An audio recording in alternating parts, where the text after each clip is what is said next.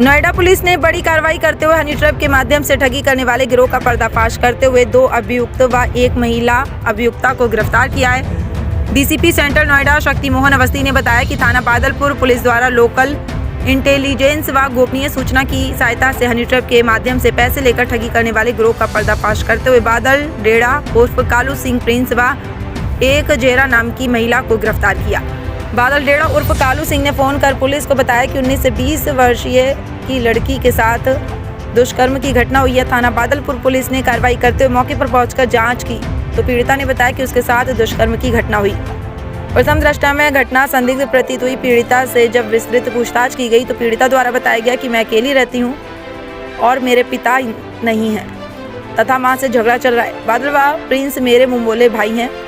मैं पिछले 2 वर्ष से बादल के मकान दिल्ली में ही रहती थी और बादल ही मेरा खर्चा चलाता था। लोनी में मेरी मुलाकात प्रिंस से हुई थी। बादल डेड़ा के विषय में गोपनीय जानकारी करने पर पता चला कि ये आपराधिक प्रवृत्ति का व्यक्ति है और इसके विरुद्ध कई मुकदमे दर्ज हैं तथा पीड़िता के माध्यम से इसने कई लोगों को ठगा है। थाना न्यू अशोकनगर दिल्ली में इसकी हिस्ट्री शीटर बनाए जाने की कार्रवाई भी चल रही है।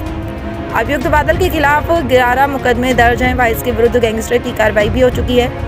पहले इसका नाम कालू सिंह था। जब कालू सिंह नाम से इसका आपराधिक इतिहास ज़्यादा हो गया है तब इसने आधार कार्ड में अपना नाम कालू सिंह से बदल कर बादल डेड़ा रख लिया और सबको अपना नाम बादल डेड़ा ही बताता था जिससे ये पकड़ा ना जा सके। इसी प्रकार साजिशन इन तीनों के द्वारा ग्राम साधोपुर में पीड़ित 19 फरवरी को किराए का कमरा लेकर रहने लगी। मात्र 3 दिन बाद ही अभियुक्ता द्वारा कमरे में सिंक के पाइप का खराब होने का बहाना बनाकर मकान मालिक को अपने कमरे पर बुलाया और उसे बातों में उलझाकर काफ़ी देर तक अपने कमरे पर रखा जहां पर उसकी बहन भी मौजूद थी और फिर बहन के जाने के बाद बादल और प्रिंस को फ़ोन करके बुलाया तथा मकान मालिक को बुलवाकर इन तीनों ने मिलकर उससे कहा कि तुम कमरे में काफ़ी देर रह रहे हो और या तुम हमें रुपए नहीं तो हम तुम्हें झूठे दुष्कर्म के मामले में फंसा देंगे और तुम्हारे कैमरे में अंदर आने व बाहर जाने की फुटेज भी होगी। यदि सबूत हम पुलिस को तुम्हारे खिलाफ देंगे तो दुष्कर्म के केस में 10 साल से आजीवन कारावास तक सजा है। जिसके पश्चात वादी द्वारा इनके दबाव में आकर 2.5 लाख रुपए देने की हामी भर ली गई है तथा 50,000 रुपये तीनों को दे दिए गए और बाकी रुपयों के लिए जब देरी होने लगी तब इन तीनों ने प्लानिंग के तहत डायल 112 पर बलात्कार की झूठी सूचना दी। थाना बादलपुर पुलिस टीम द्वारा एक सराहनीय कार्य हुआ जिसमें एक हनी ट्रैप करके ब्लैकमेल और एक्सटॉर्शन करने वाली गैंग का पर्दाफाश हुआ। इसमें कुल 3 लोगों की गिरफ्तारी हुई है जिसमें एक महिला, इसका नाम जहरा है, मूल रूप से दिल्ली की निवासी है। एक दूसरा से अभियुक्त है, इसका नाम बादल है, उसके ऊपर लगभग 1 दर्जन मुकदमे नोएडा एनसीआर के मिले हैं।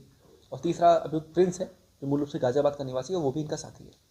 इनका मॉडस ऑपरेंडी कुछ इस तरह रहता है कि सबसे पहले यह महिला जो है वह अलग अलग घरों में जाकर, अच्छे घरों में जाकर वहाँ पर पहले मकान किराए पे लेती है और उसके बाद मकान मालिक को या उसके बच्चों को किसी बहाने से अपने कमरे में बुलाती है और उसके बाद उन पर गलत बलात्कार का मुकदमा लिखवाने का आरोप लगाती है। जब आरोप लगा लेती है उसके बाद फिर समझौता करने के नाम पर ये महिला और इस पूरी गैंग के द्वारा बाकी गैंग मेंबर इसके भाई की तरह और इसके सहयोगियों की तरह काम करते हैं और यह भी दबाव बनाने का काम करते हैं।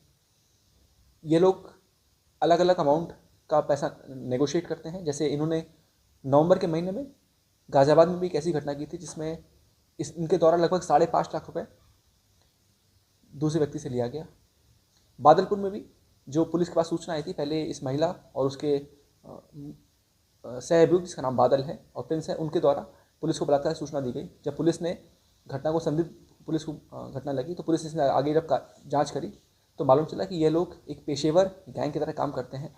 इन्होंने जो व्यक्ति है जो मकान मालिक था उससे लगभग 50,000 रुपये कैश ले भी लिए तो 2.5 लाख रुपये की डिमांड की थी, जिसमें से इन तीनों के पास से लगभग 40,000 रुपीज़ कैश बरामद भी हुआ है। ये लोग एज अ गैंग बनकर इस तरह से हनी ट्रैपिंग और ब्लैकमेलिंग का काम करते हैं।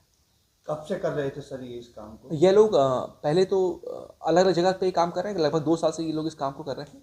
नोएडा में ये लोग पिछले 10-15 दिन पहले ही आए थे और थाना बादलपुर के एक घर में रह रहे थे और जब 22 तारीख को इसकी घटना की सूचना मिली तो फिर तत्काल पुलिस ने मुकदमा लिख के इसमें आवश्यक कार्रवाई करी। सर कैश भी बरामद किया गया है? लगभग इनके पास से 40,000 रुपीज़ कैश बरामद हुआ है। तीनों के पास से अलग अलग अमाउंट में कैश बरामद हुआ है जिसकी कुल कीमत लगभग 40,000 रुपीज़ के आसपास है।